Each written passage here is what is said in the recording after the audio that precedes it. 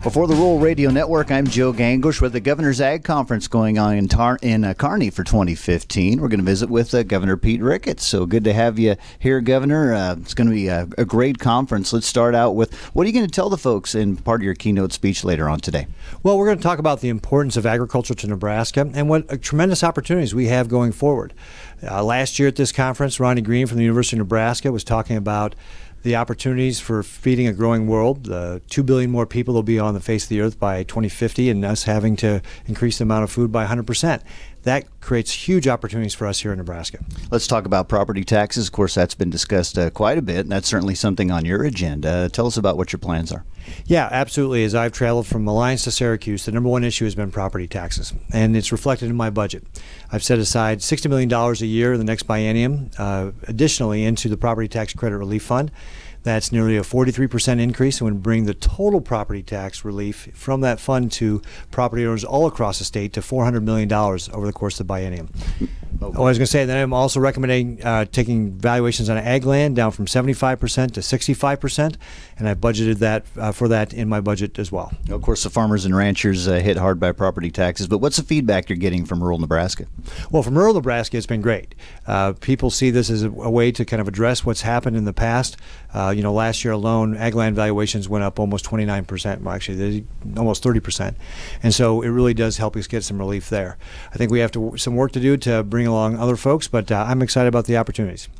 New Environmental Quality Director, talk to us about him. You're excited about that? Yeah, Jim Macy is coming to us from Missouri. He's had a lot of experience working in agriculture. Obviously, agriculture is important for Missouri as well. And I'm really looking for someone who can make sure that we're doing a good job balancing off the needs of the environment and protecting the environment, but also not putting up senseless regulation that is going to get in the way of progress and us creating jobs. Yeah, I had a chance to visit with some youth yesterday afternoon, and one of the questions that came up was HSUS, and your predecessor did a great job on working and keeping HSUS out of Nebraska. What are your plans? I plan to follow Governor Heinemann's lead with regard to HSUS. They don't have our best interest at heart. They're trying to change our way of life here in Nebraska. In fact, they would just soon get rid of animal agriculture entirely. So they don't really have the interest of Nebraska at heart, so I would take the same stand as Governor Heinemann, which is tell the HSUS to go someplace else. Give us your thoughts quickly on the Republican River decision made by the Supreme Court. What are your thoughts there? Well, it was a good day for Nebraska. We paid a $5.5 million fine, but that was significantly less than what Kansas was asking for. And more importantly, the Supreme Court agreed with the accounting changes we wanted to make in the Republican River Valley, which will make it easier for us to stay in compliance. So it was a reasonable decision for us here in Nebraska. And you say that. How do we go moving forward then working with Kansas? Is there still a level playing field we can work with them? Well, I believe that this really opens the door for working not only with Kansas but also with Colorado.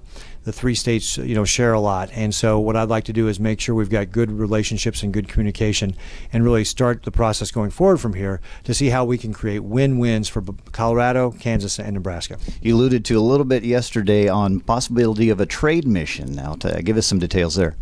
Yeah, the opportunities we have to grow agriculture include export markets. We've got a tremendous opportunity. We export billions of dollars of agricultural products right now. And so what I would like to do is make sure we expand upon that. So I plan on doing 2 trade missions a year, and I've set aside money in the budget for both the Department of Agriculture and the Department of Economic Development to do that. We're looking at starting our first one as soon as the session ends here to go to Canada. They're our largest trading partner. Start developing, let our largest partners know that we love them, and then looking to go to Asia this fall around a conference in Tokyo. And we'll be planning those out, and my goal is to do 2 trade missions a year, really take up the tempo and the pace that we've been doing them from the past. Well, thank you, Governor, as you get things started. We appreciate your time. Great. Thank you, Joe. Governor Pete Ricketts from the Governor's Ag Conference going on in Kearney for 2015. For the Rural Radio Network, I'm Joe Gangwish.